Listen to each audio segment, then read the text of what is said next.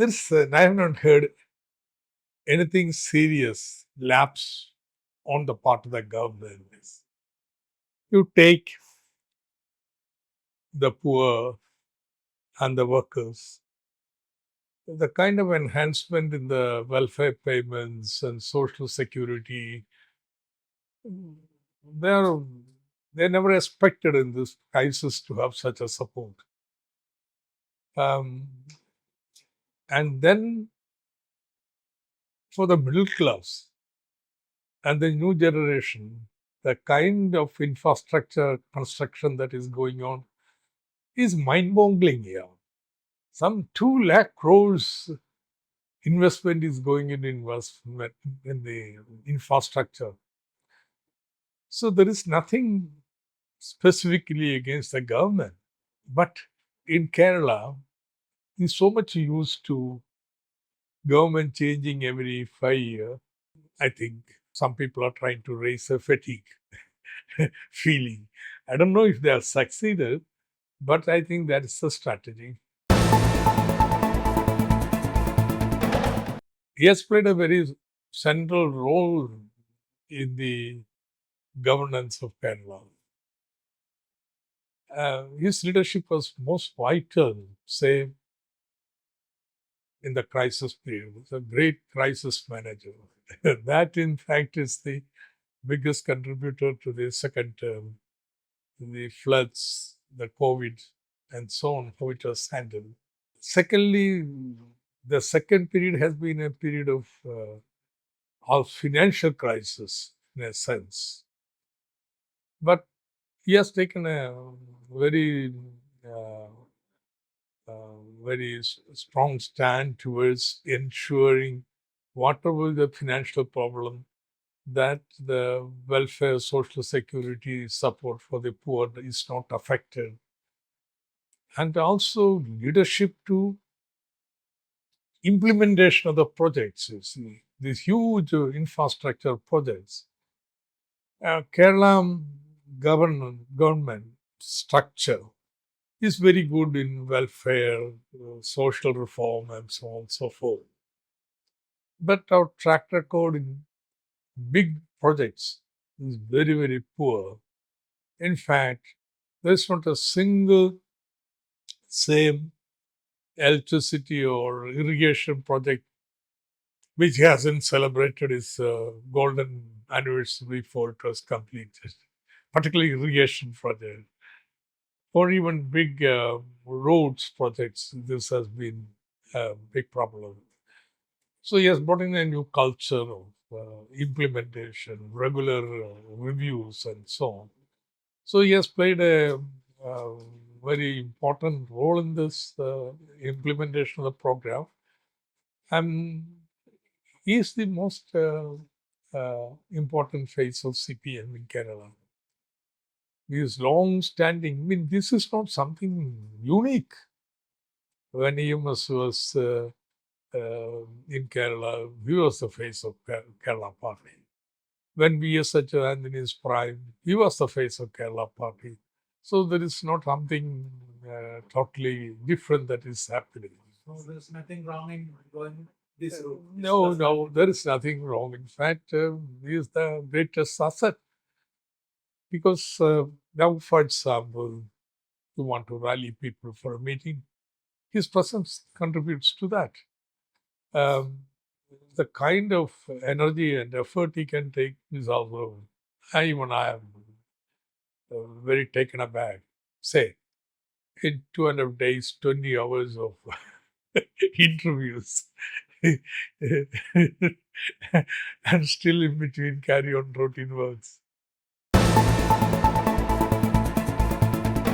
UDF is making all out of effort because without power for another term is something that most of the ranks cannot even come to terms with, you see. So, in fact, their campaign is, if you don't give us another chance in Kerala, it may well happen that we will not be able to hold together our ranks. And therefore, if you want the UDF, a kind of conservative, say, opposition, Kerala has had this left-right combination to survive. You need to give us another term in power. Therefore, they are making an all-out effort, you see. But frankly, they have taken so much negative attitude. They cannot put forward a positive program. See, out of desperation of losing second time consecutively, they have been taking a negative attitude right from the beginning. In Kerala, really, you give the government a grace period, they call honeymoon period and so on, in which you don't start agitations and etc. It's only in the third, fourth year, fifth year. In fact, I think the record is held by Anthony, where he waited till the fifth year before he went to do any protest movement and so on. But this time, UDF, right from the word go, and that has been the style of the new opposition leader, um, opposing any move, anything, whether it be a big project or a scheme, anything. So much so, now they are finding it difficult to put forward a positive program. So if they have opposed KIFBI, for example, tooth and nail, hammer and tongs, in fact, their claim is they had realized unconstitutionality of KIFBI before central government realized that. Okay, having taken this stance, how are they going to find resources for carrying forward the infrastructure investment? They have not come with a positive program. Till Sabarimala episode, uh,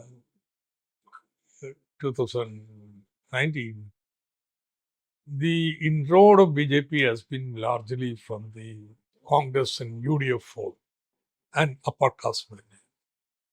But the Sabarimala has been a watershed in the sense they could make advance into the backward caste, and in that sense also attract certain segments of the left support base.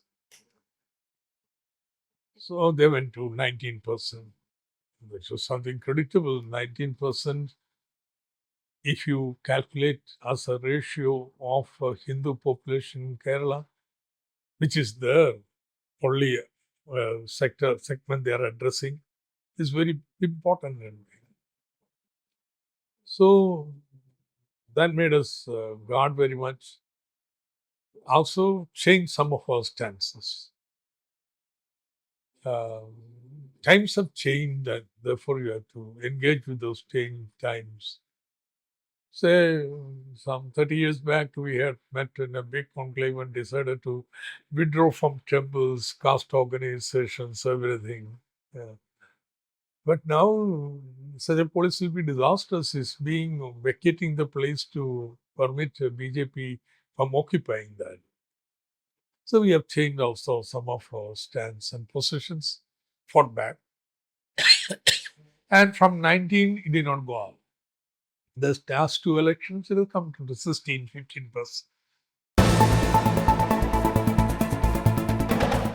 Yes, see, minority communities' influence on left has been limited always. This is one major problem left has faced in its quest for becoming the majority political force in Kerala. This is the outcome of the result of the Vimodana Samaram, liberation struggle, anti-communist liberation struggle. See, for example, in Travancore, the first secretary of the party was Patros. The one who succeeded him was K.C. George, T.V. Thomas, P.T. Ponnus, Jacob. See, like from any other community, there was presentation from the Christian source. But after the anti-communist liberation struggle is my generation who must appears in the Communist Party first. CPM gets something like 31% of the vote share on an average for Muslim community and 29%, 28% of the Christian community. This is the position. Now, things have changed in the last 1 decade. One, certain extremist elements have emerged in the minority communities. It is their presence which is the source of campaign for the majority communalism. Because their argument is you're appeasing all this. You are closing your eyes towards it. And therefore you have to say separate religious belief, the right to have the religious belief, from interpretation of religious belief for religion-based change, like Jamaat Islami does. Demarcated. Unless you do that, the secular Hindu community, which is the strength of Kerala, it becomes easier for Hindu forces to make inroad. So we have taken such a position, and this has been used. The critique of the estimate, the minority will be interpreted as an anti-minority stand, etc., which has had some influence, so that, say, from 29-30%, the share of vote would have come by 2-3% in the last elections. But still, 25% of this community minimum are with the left. And we are reaching out to them, talking to community leaders, trying to tell them about the past, our record, and so let's see how much effective we are. One major campaign is on the development agenda of Kerala. We are trying to say, well, let's create a Kerala where we can be all proud of, an alternative place in the world. The title of my book on Kerala is Another Possible World. Another possible world is possible within the system. And so we have been pushing that, telling people how it will be useful for them. They will benefit from it. But then our focus is on attacking BJP because they're spreading communalism and so on. Now both BJP and Congress are against our development agenda. And well, therefore we politically oppose them. No. See, unlike in Tamil Nadu, where you take an anti-Delhi position, you even ADMK will join the DMK. That is a kind of position they share. And therefore, even BJP will have to take find itself isolated in the general cause of Tamil Nadu, though in the election they still have connection with ADMK. But in Kerala, this is what I will say, the desperation of the UDF of being out of power, they think the central government making it difficult for the left, the government, left government will be advantageous to them. Therefore, they have taken a short-sighted view of aligning with the central government, I would say, raising questions in the parliament so that trying to tickle them to get an answer against the state government, or picking up the CAG reports and central government position to attack the government. They are now defended the state rights. Their approach seems to be, well, when we come to power, we will defend the rights of the state. I mean, there have been also in the past also rebellions like that. Chatuni Master first, Then later came M.V. Raghavan. Then came K.R. Gauri. None of these present rebels have that kind of stature as these people. But still, what is surprising is that it is something different from the past. Now, in the past, somebody who has fell from the party, they lose the ground. They are isolated totally in the community and so on. Only Gauriamma, MBR have survived that. Even Chatuni Master couldn't do. So, but now you expel somebody, there's a political force willing to welcome you. BJP, they're willing to take anybody.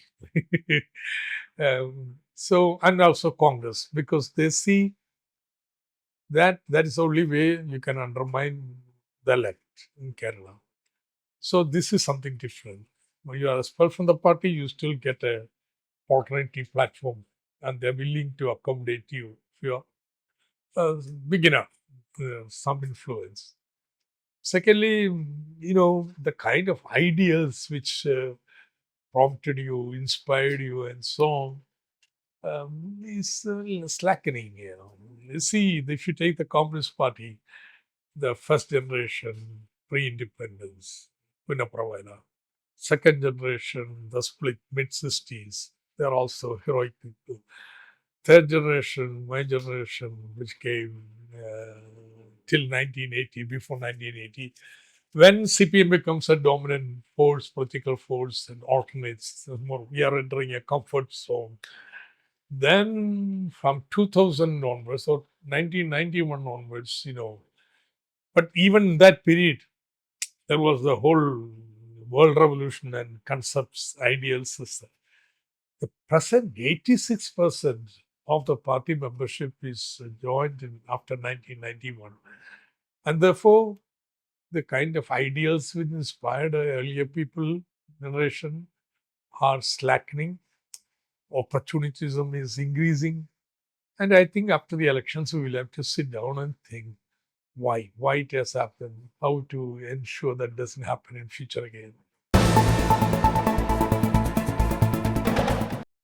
Let me tell you, this government has a singular distinction.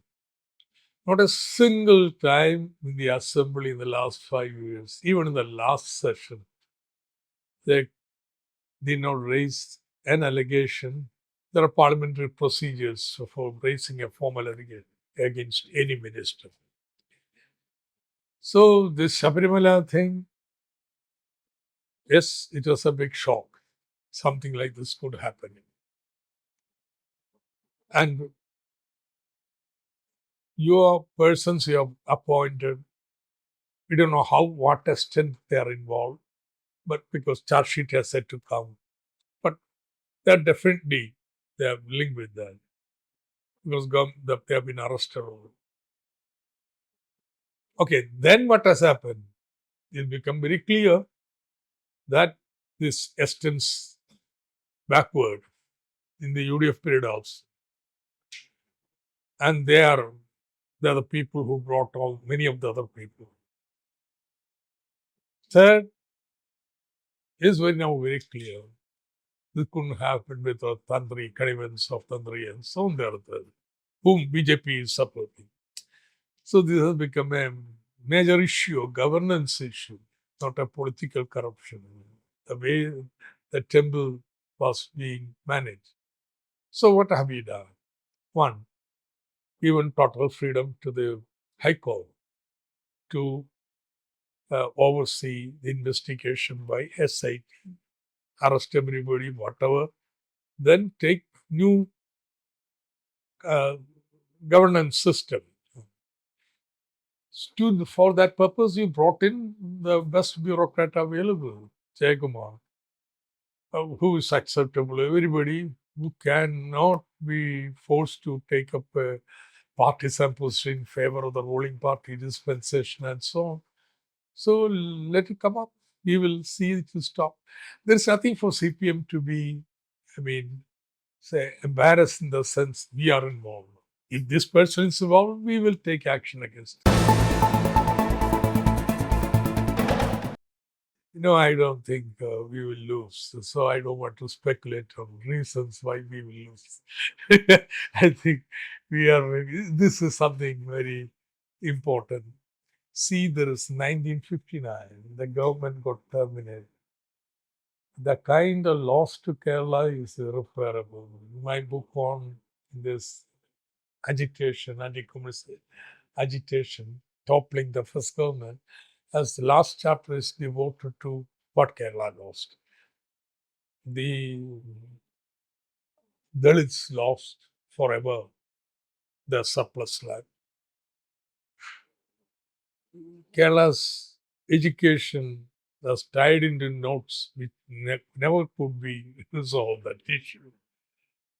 You have to wait 40 years for decentralization to be realized, so on and so forth.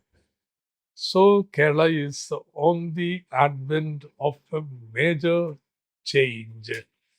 A third term is important for continuity and implementing that program, and also buying time for the left for making advance the rest of India.